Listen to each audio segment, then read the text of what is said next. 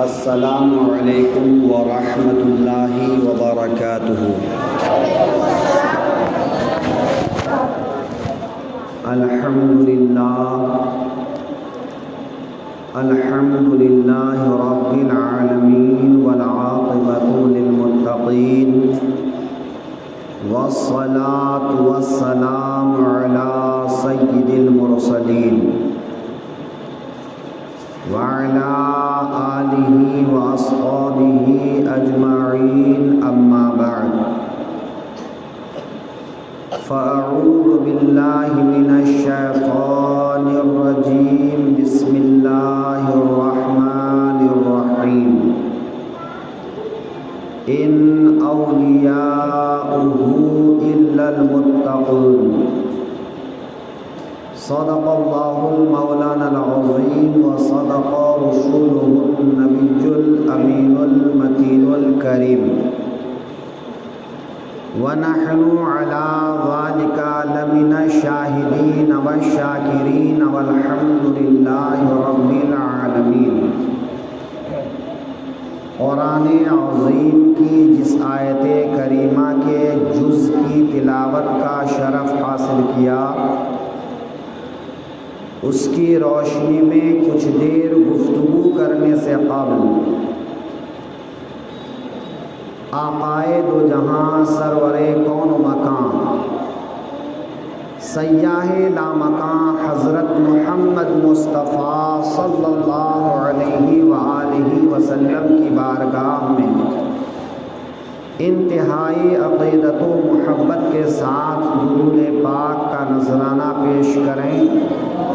اللہم صلی علی سیدنا و مولانا محمد بارک وسلم، صلاۃ و سلاما علیک یا رسول اللہ صلی اللہ تعالی علیہ وآلہ وسلم۔ بگرداب بلا افتادہ کشتی، بگرداب بلا افتادہ کشتی، ضعیفان شکستارا تو کشتی، ضعیفان شکستارا تو کشتی، بحق خواجہ عثمان ہارونی مدد کن یا خواجہ معین الدین چشتی، مدد کن یا خواجہ معین الدین چشتی۔ اور سنانے اپنی بربادی کے افسانے یہ دیوانے کہاں جاتے، سنانے اپنی بربادی کے افسانے یہ دیوانے کہاں جاتے، تیرا در چھوڑ کے خواجہ یہ دیوانے کہاں جاتے، تیرا در چھوڑ کے خواجہ یہ دیوانے کہاں جاتے۔ اور جبینوں پر نہ ہوتا نقش گر اس آستانے کا، جبینوں پر نہ ہوتا نقش گر اس آستانے کا، غلامان معین محشر میں پہچانے کہاں جاتے، غلامان معین محشر میں پہچانے کہاں جاتے، تیرا در چھوڑ کے خواجہ یہ دیوانے کہاں جاتے۔ عزیزان محترم، ہم اور آپ آج خواجہ غریب نواز رحمۃ اللہ تعالی علیہ کی چھٹی شریف کے موقع پر اکٹھا ہوئے ہیں۔ خواجہ غریب نواز رحمۃ اللہ تعالی علیہ سیستان یا سجستان ایک علاقہ تھا، اس علاقے کے ایک گاؤں میں حضرت خواجہ غریب نواز رحمۃ اللہ علیہ پیدا ہوئے۔ خواجہ غریب نواز رحمۃ اللہ تعالی علیہ حسنی اور حسینی سید ہیں۔ خواجہ غریب نواز کے والد گرامی کا نام حضرت سید غیاث الدین رحمۃ اللہ تعالی علیہ۔ آپ اپنے والد کی طرف سے حضرت امام حسین رضی اللہ تعالی عنہ کی اولاد سے ہیں، اور اپنی والدہ ماجدہ کی طرف سے حضرت امام حسن رضی اللہ تعالی عنہ کی اولاد میں سے ہیں۔ گویا حضرت خواجہ معین الدین چشتی رحمۃ اللہ تعالی علیہ میں حضرت امام حسن کا فیض بھی ہے اور حضرت امام حسین کا فیض بھی ہے، اور حضرت امام حسن، حضرت امام حسین یہ دونوں میرے آقا کریم کے نواسے ہیں۔ اور روایت میں آیا ہے کہ میرے آقا کریم صلی اللہ علیہ وآلہ وسلم کے فضائل اور کمالات کے باب میں سے ایک باب حضرت امام حسن اور حضرت امام حسین بھی ہیں۔ اس کی ایک مثال دے دوں میں، انبیاء کرام کو جو مقام حاصل ہوئے وہ سارے کے سارے مقام اللہ نے میرے آقا کریم کی ذات کو عطا فرمایا۔ تو انبیاء کرام میں بعض ایسے بھی ہیں جو اللہ کی راہ میں شہید ہوئے، حضرت یحییٰ، حضرت زکریا، جن کا ذکر قرآن پاک میں بھی آیا ہے کہ بعض انبیاء کرام اللہ کی راہ میں شہید کیے گئے۔ اور میرے آقا کریم صلی اللہ علیہ وآلہ وسلم کے بارے میں میرا رب ارشاد فرما رہا ہے، اے میرے محبوب، آپ کا رب آپ کو آپ کے دشمنوں سے محفوظ رکھے گا۔ واللہ یعصمک عن الناس، اے محبوب اللہ آپ کو لوگوں کے شر سے محفوظ رکھے گا۔ ظاہر ہے میرے آقا کریم صلی اللہ علیہ وسلم کے جسم پر تلوار، نیزے، بھالے یا کسی بھی آلہ کے ذریعے سے ایسا زخم لگتا جس سے میرے آقا شہید ہو جاتے، یہ میرے آقا کریم کے جسم پر واقع نہیں ہوا۔ میرے آقا کریم اپنی عمر شریف کے جو ظاہری دن تھے وہ گزارنے کے بعد بستر پر میرے آقا کریم نے وفات پائی اور میرے آقا پردہ فرما گئے۔ تو میرے آقا کریم کی ذات کی فضیلت میں ایک فضیلت شہادت بھی تھی۔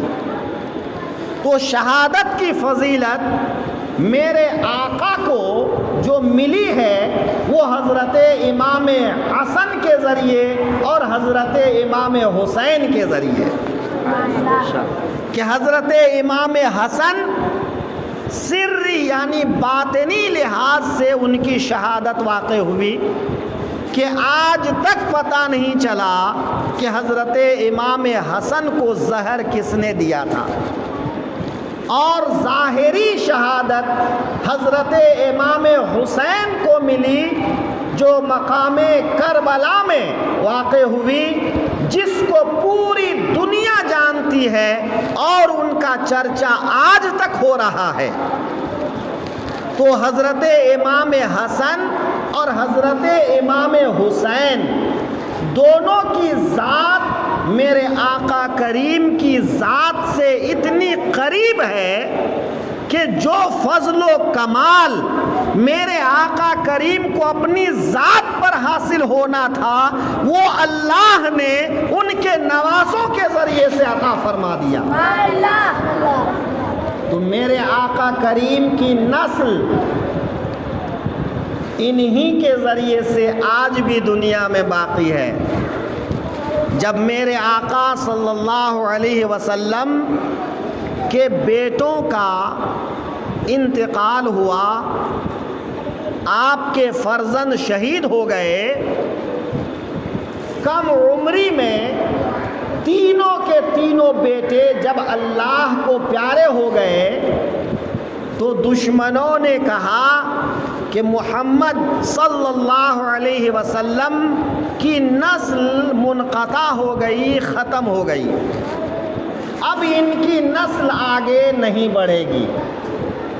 تو میرے رب نے ارشاد فرمایا محبوب آپ ان نادانوں کی بات پر رنجیدہ نہ ہوں، شکستہ خاطر نہ ہوں، کبیدہ خاطر نہ ہوں۔ انا اعطیناک الکوثر، اے محبوب ہم نے آپ کو خیر کثیر عطا فرما دیا، اور اس خیر کثیر سے جہاں بعض مفسرین حوض کوثر مراد لیتے ہیں، وہاں بعض مفسرین میرے آقا کریم کے نواسوں کی اولاد کو مراد لیتے ہیں۔ کیا ہے محبوب، انسان کی نسل ان سے چلتی ہے، ان کے بیٹوں سے چلتی ہے، لیکن آپ کی نسل حضرت فاطمہ کے ذریعے سے چلے گی، حضرت علی کے ذریعے سے چلے گی، اور علی اور فاطمہ کے گھر میں جو بچے پیدا ہوں گے وہ بچے آپ کی اولاد کہلائیں گے، اور قیامت تک یہ حسنی اور حسینی سید آپ کی نیابت کا حق ادا کریں گے اور آپ کے نسب کو آگے بڑھاتے رہیں گے۔ اور دیکھیے کہ الحمدللہ میرے آقا کی نسل حضرت امام حسن کی اولاد میں، حضرت امام حسین کی اولاد میں آج اس کثرت کے ساتھ پائی جاتی ہے کہ پوری دنیا میں کہیں حسنی سید ہیں، کہیں حسینی سید ہیں، اور میرے غریب نواز کا عالم یہ ہے کہ میرے غریب نواز دونوں سمندر کے سنگم ہیں کہ آپ حسنی بھی ہیں اور آپ حسینی بھی ہیں۔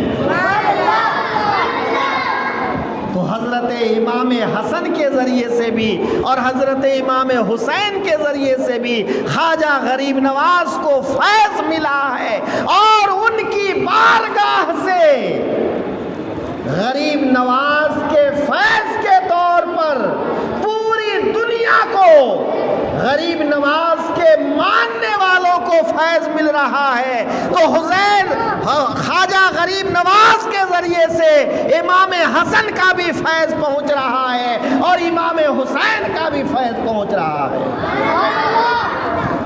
خواجہ غریب نواز رحمت اللہ تعالی علیہ ابھی 15 سال کے ہی تھے کہ والد گرامی کا انتقال ہو گیا۔ والد گرامی کے انتقال کے 1 سال کے بعد ہی والدہ محترمہ کا انتقال ہو گیا۔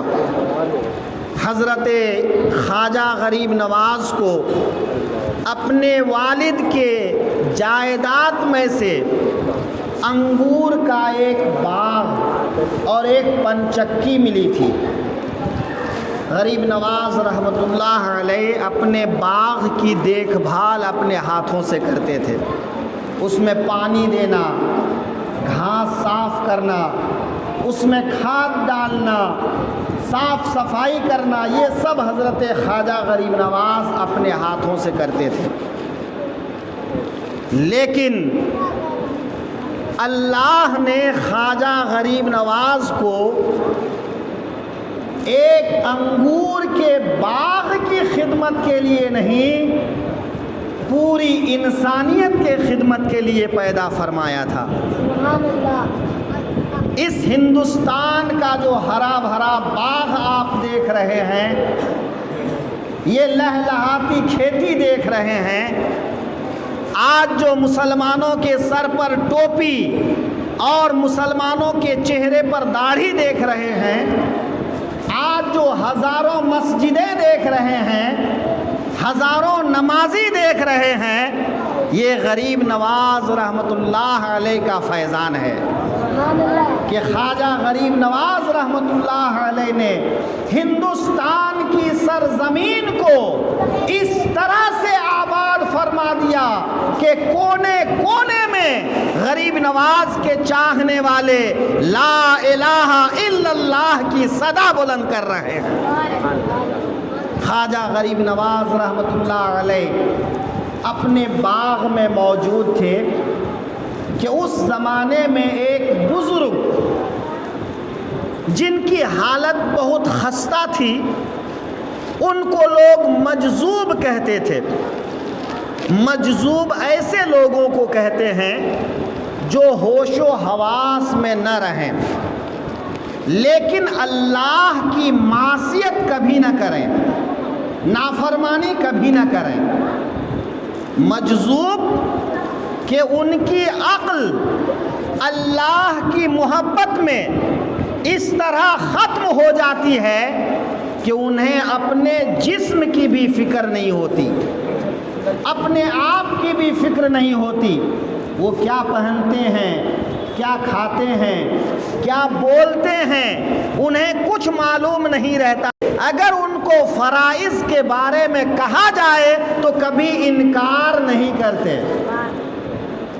آج کچھ لوگ دیوانہ ہونے کا ڈھونگ کرتے ہیں کہ ہم تو بھائی اللہ والے ہیں، ہماری پہنچ اتنی زیادہ ہو گئی ہے کہ ہم اپنے آپ میں نہیں ہیں، لیکن دیکھیں گے آپ وہ نماز نہیں پڑھیں گے، وہ فرائض ادا نہیں کریں گے، وہ اللہ کی منہیات سے دور نہیں رہیں گے۔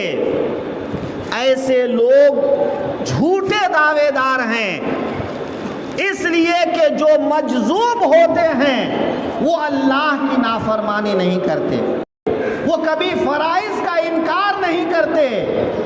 تو ایسے لوگوں کو ڈھونگ کرنے سے بچنے کی ضرورت ہے۔ ہاں جو سچے اللہ والے ہیں ان کا مقام بہت بلند و بالا ہے۔ حضرت ابراہیم قندوزی رحمۃ اللہ علیہ، ان کا نام نامی اسم گرامی حضرت ابراہیم قندوزی رحمۃ اللہ تعالی علیہ۔ اللہ والے اللہ والوں کو پہچانتے ہیں، کہاں کب کس کو جانا ہے وہ اللہ والے بخوبی سمجھتے ہیں۔ حضرت خواجہ غریب نواز کے باغ میں حضرت ابراہیم قندوزی پہنچ گئے۔ خواجہ غریب نواز کو بزرگوں سے بڑی محبت تھی، بزرگوں کا احترام کرتے تھے، ان سے عقیدت رکھتے تھے، ان سے اچھا میل ملاپ رکھتے تھے۔ تو خواجہ غریب نواز نے حضرت ابراہیم قندوزی کو عزت کے ساتھ بیٹھایا، خاطر مدارات کی، اور انگوروں کا ایک خوشہ ان کے سامنے میزبانی کے طور پر پیش کیا۔ حضرت ابراہیم قندوزی نے کچھ تناول فرمائے، اور جب حضرت خواجہ غریب نواز کی اس خدمت سے خوش ہوئے تو اپنی جھولی میں سے، توشادان میں سے سوکھی روٹی کا ایک ٹکڑا نکالا، اور وہ سوکھی روٹی کا ٹکڑا پہلے تو اپنے منہ میں رکھا، پھر اپنے منہ سے نکال کر حضرت خواجہ غریب نواز کے منہ میں دے دیا۔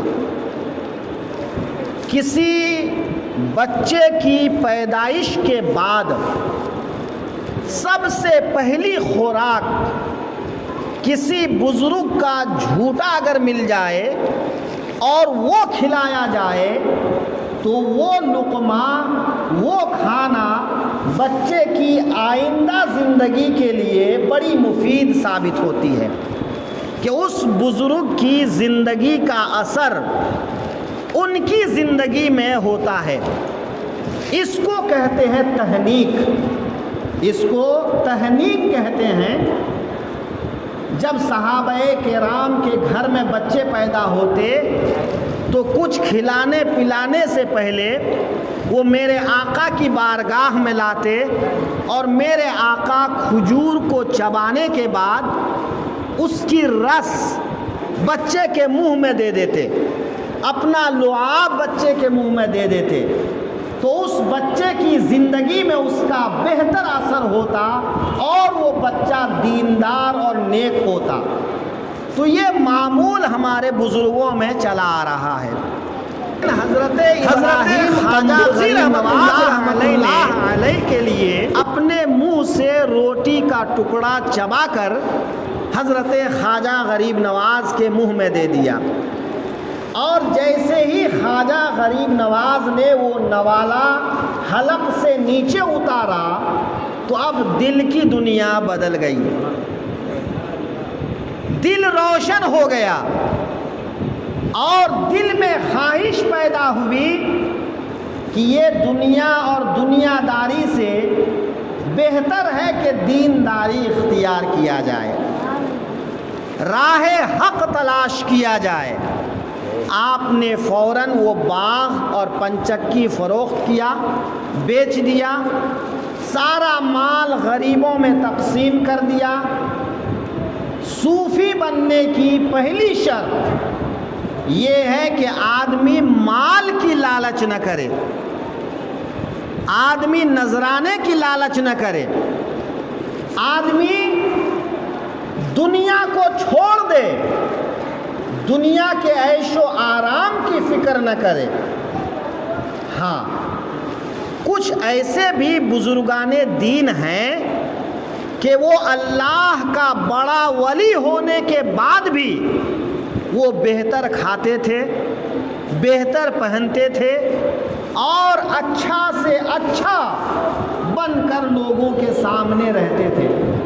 اس کی ایک تازہ مثال حضرت مخدوم علی ماہمی رحمۃ اللہ علیہ موجود ہے کہ حضرت مخدوم ماہمی رحمۃ اللہ علیہ ہمیشہ عمدہ دسترخوان سجاتے، طرح طرح کے کھانے سے سجاتے، اور غربا مساکین کو کھلاتے، مہمانوں کو کھلاتے، اور خود بھی اس میں سے کھاتے۔ تو اللہ کے ولی کی پہچان یہ ہے کہ ان کو دنیا کے مال ہونے کے بعد بھی دنیا کے مال سے محبت نہ ہو، رغبت نہ ہو۔ حضرت غوث اعظم رضی اللہ عنہ کی بارگاہ میں ان کا کپڑے کا بڑا کاروبار تھا۔ ایک دفعہ سے مال آ رہا تھا کہ وہ مال غائب ہو گیا۔ خادم نے آ کر خبر دی کہ حضور ہمارا تجارت کا سارا سامان ہلاک ہو گیا۔ غوث پاک رضی اللہ عنہ نے فرمایا الحمدللہ۔ کچھ دنوں کے بعد وہ مال دوبارہ مل گیا، اور خادم نے آ کر بتایا حضور ہمارا جو مال گما تھا، ہلاک ہوا تھا، وہ مال مل گیا۔ تو حضور غوث پاک نے فرمایا الحمدللہ۔ اب خادم پریشان ہو گیا کہ جب گم ہونے، ہلاک ہونے کی خبر دیا تو بھی کہا الحمدللہ، اور جب ملنے کی خبر دیا تو بھی کہا الحمدللہ، آخر اس کی وجہ کیا ہے؟ تو انہوں نے غوث پاک سے پوچھا حضور دونوں مرتبہ آپ نے الحمدللہ کہا، کیا وجہ ہے؟ کہا جب تم نے گم ہونے کی خبر دی تو میں نے اپنے دل میں جھانک کر دیکھا کہ کہیں اس دل میں اس مال کے ہلاک ہونے پر افسوس تو نہیں ہے، تو میں نے دیکھا کہ دل مطمئن ہے، قسمت میں نہیں تھا وہ چلا گیا۔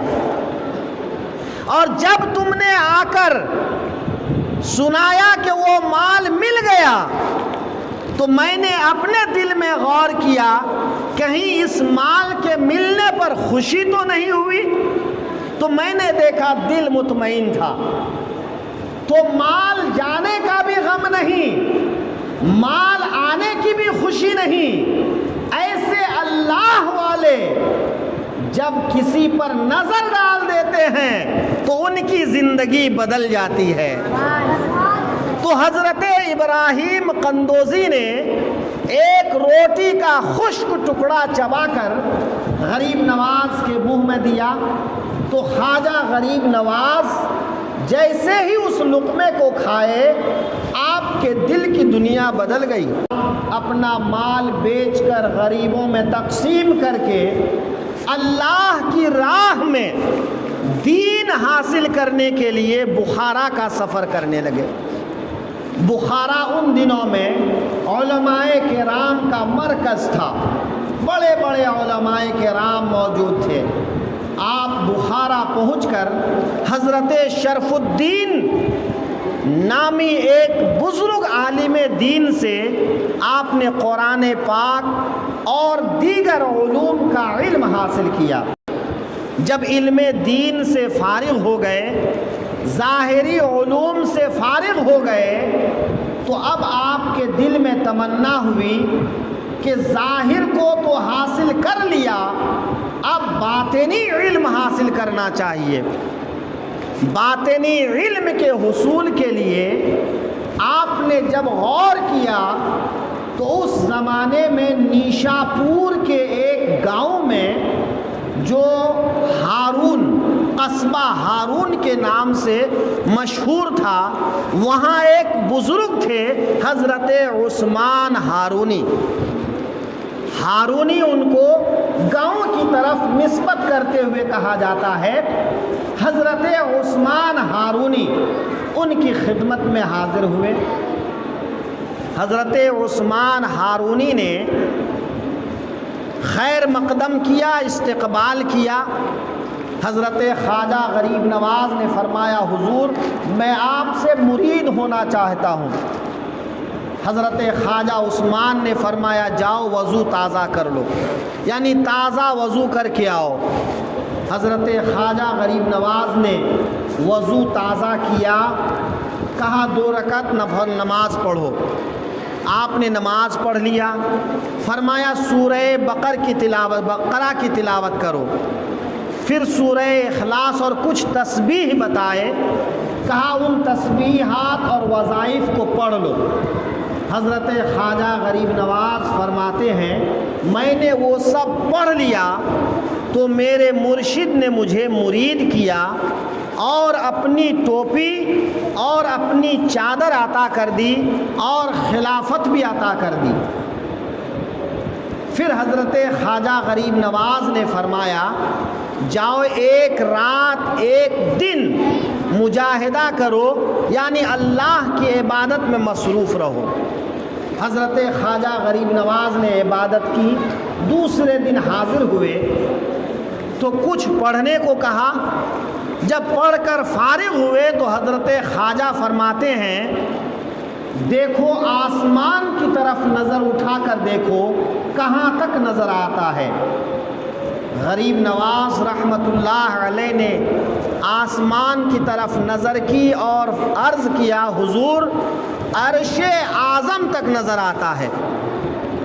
ذرا غور کیجئے، ایک دن کی صحبت نے، ایک اللہ والے کی صحبت نے نظر کو اس طرح سے تیز کر دیا کہ نظر اٹھے تو عرش اعظم دکھائی دے۔ کہا زمین کی طرف دیکھو، جب زمین دیکھا تو تحت الثری تک دیکھا۔ پھر کچھ پڑھنے کو کہا، جب پڑھ کر فارغ ہوئے تو کہا کہ اب دیکھو آسمان کی طرف، تو کہا حضور حجاب عظمت تک نظر آتا ہے، حجاب عظمت تک نظر آتا ہے۔ حضرت خواجہ غریب نواز نے کہا کچھ پڑھو۔ پڑھنے کے بعد جب فارغ ہوئے تو فرمایا اب میری 2 انگلیوں کے درمیان دیکھو، میری 2 انگلیوں کے درمیان تمہیں کیا نظر آ رہا ہے؟ تو حضرت خواجہ غریب نواز نے حضرت خواجہ عثمان کی 2 انگلیوں کے اندر جب دیکھا تو 2 انگلیوں کے بیچ میں 18,000 عالم نظر آ گیا کہ اللہ نے کل 18,000 عالم پیدا کیے۔ تو حضرت عثمان ہارونی کے 2 انگلیوں کے بیچ میں حضرت خواجہ غریب نواز نے 18,000 عالم کو دیکھ لیا۔ حضرت خواجہ عثمان ہارونی کی انگلیوں کا یہ کمال ہے تو بھلا بتائیے غوث اعظم کا کیا کمال ہوگا؟ اس لیے غوث اعظم فرماتے ہیں نظر تو الی بلاد اللہ کا خردلتن، اے لوگو میں نے اللہ کے تمام شہروں کو ایسا دیکھا جیسا کہ میری ہتھیلی پر ایک رائی کا دانہ رکھا ہوا ہو۔ اور میرے آقا ارشاد فرماتے ہیں، مصطفیٰ جان رحمت ارشاد فرماتے ہیں، میرے غیب دا رسول فرماتے ہیں، اے لوگو اللہ تعالیٰ نے زمین و آسمان کے غیب کی چابیاں میرے ہاتھوں میں عطا فرما دیا۔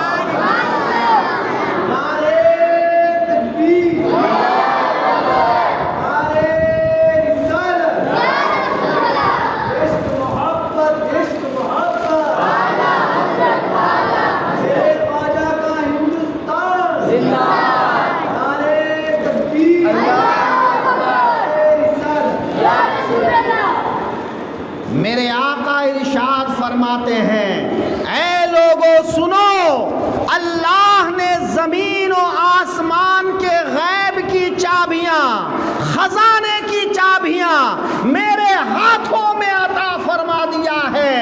اور میرا رب ارشاد فرماتا ہے، اے لوگو سنو، میرا محبوب غیب بتانے میں بخیل نہیں ہے۔ اسی لیے تو میرے اعلیٰ حضرت فرماتے ہیں، اور کوئی غیب کیا تم سے نہا ہو بھلا، اور کوئی غیب کیا تم سے نہا ہو بھلا، جب نہ خدا ہی چھپا تم پہ کروڑوں درود۔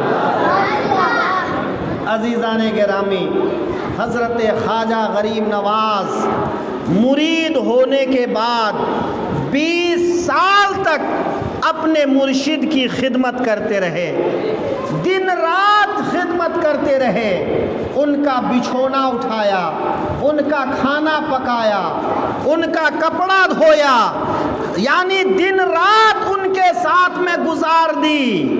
اور جب 20 سال کی خدمت پوری ہوئی تو اپنے مرشد کے ساتھ خانہ کعبہ کی زیارت کے لیے گئے، مکہ المکرمہ پہنچ گئے، طواف کعبہ کر رہے ہیں۔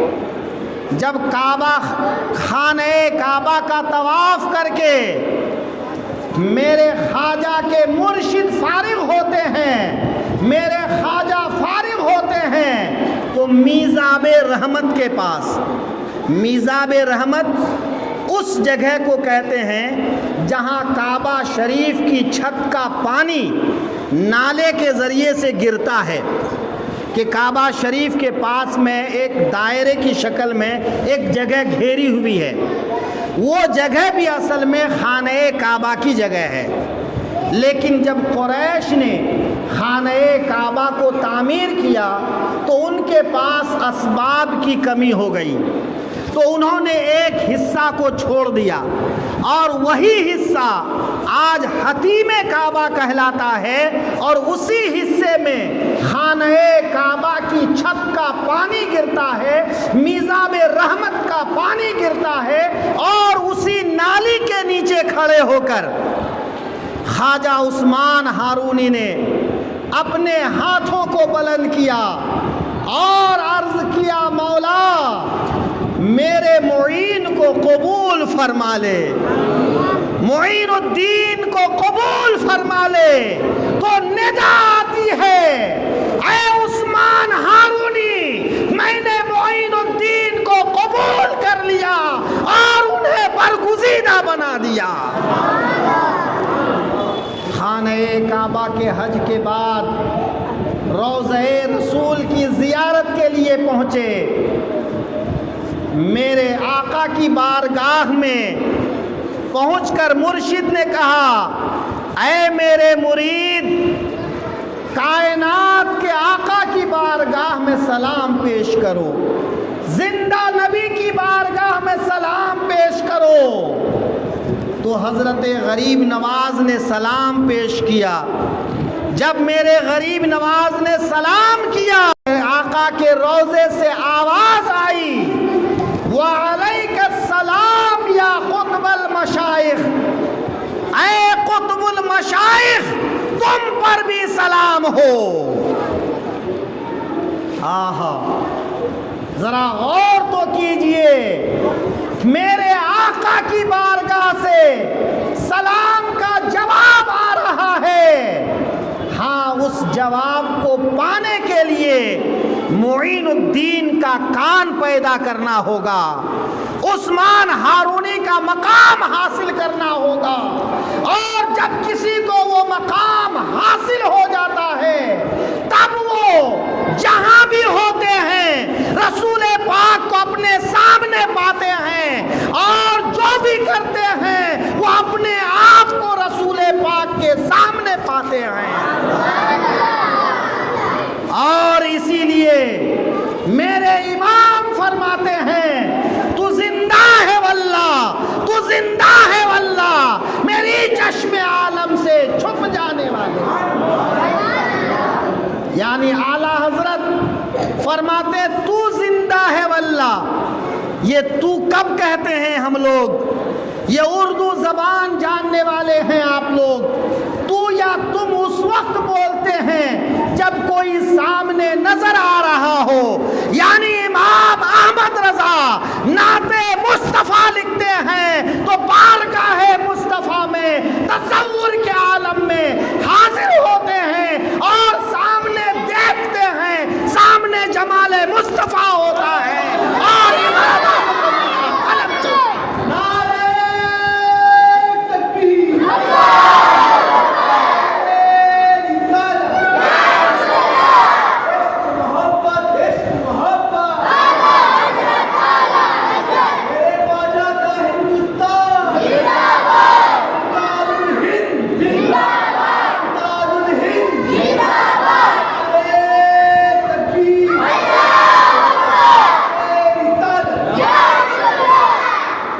قلم احمد رضا کے ہاتھ میں ہوتا ہے اور اشارہ بغداد سے ہوتا ہے اور چہرہ میرے آقا کریم کا سامنے ہوتا ہے، اور فرماتے ہیں تو زندہ ہے واللہ، تو زندہ ہے واللہ، میری چشم عالم سے چھپ جانے والے۔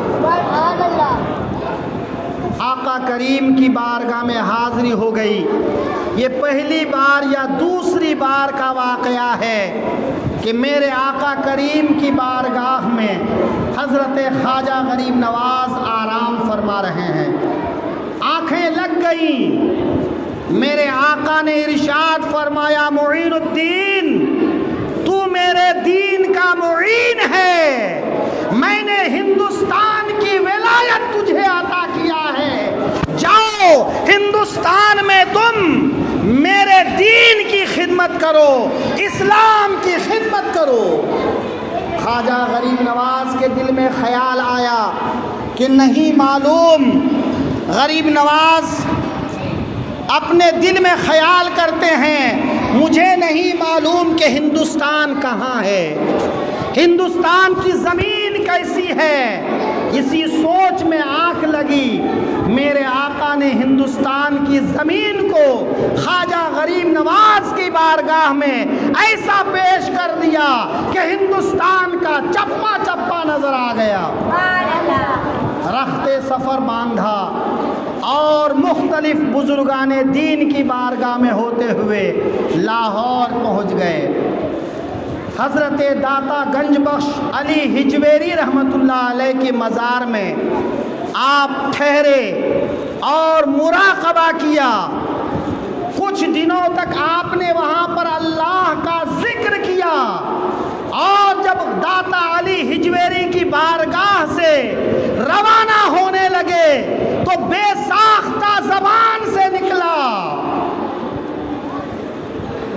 گنج بخش فیض عالم مظہر نور خدا، گنج بخش فیض عالم مظہر نور خدا، ناقصارہ پیر کامل، کاملارہ راہنما۔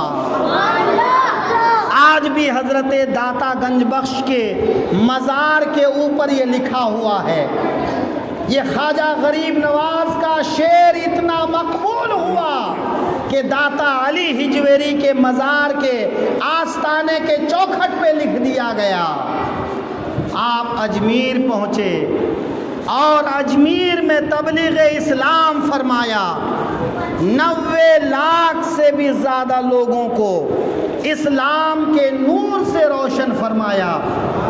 اور آپ جب اس دار فانی سے دار بقا کی طرف کوچ کرنے لگے، جب آپ کا انتقال ہوا تو آپ کی پیشانی میں لکھا ہوا تھا، اے لوگو یہ اللہ کا حبیب ہے، رسول اللہ کا حبیب ہے، اور حب رسالت اور حب الوہیت میں اس نے اپنی جان دے دی ہے۔ خواجہ غریب نواز رحمت اللہ علیہ نے اجمیر شریف کو آخری آرام گاہ بنایا، اور حیات ظاہری سے بھی زیادہ آج دنیا میں اپنا فیض لٹا رہے ہیں کہ دنیا جہان سے لوگ خواجہ غریب نواز کی بارگاہ میں آتے ہیں اور دامن مراد کو بھر کر اپنے گھروں کو جاتے ہیں۔ اسی لیے کہا ہے بگرداب ولا افتادہ کشتی، بگرداب ولا افتادہ کشتی، ضعیفان شکستارا تو پشتی، اے خواجہ ہارونی مدد کن یا خواجہ معین الدین چشتی۔ سنانے اپنی بربادی کے افسانے یہ دیوانے کہا جاتے، تیرا در چھوڑ کے خواجہ یہ دیوانے کہا جاتے۔ ہم سب غریب نواز کے دیوانے ہیں۔ آج یہ غریب نواز کی سنتوں پر عمل کرتے ہوئے زندگی گزارنے کا عہد کرتے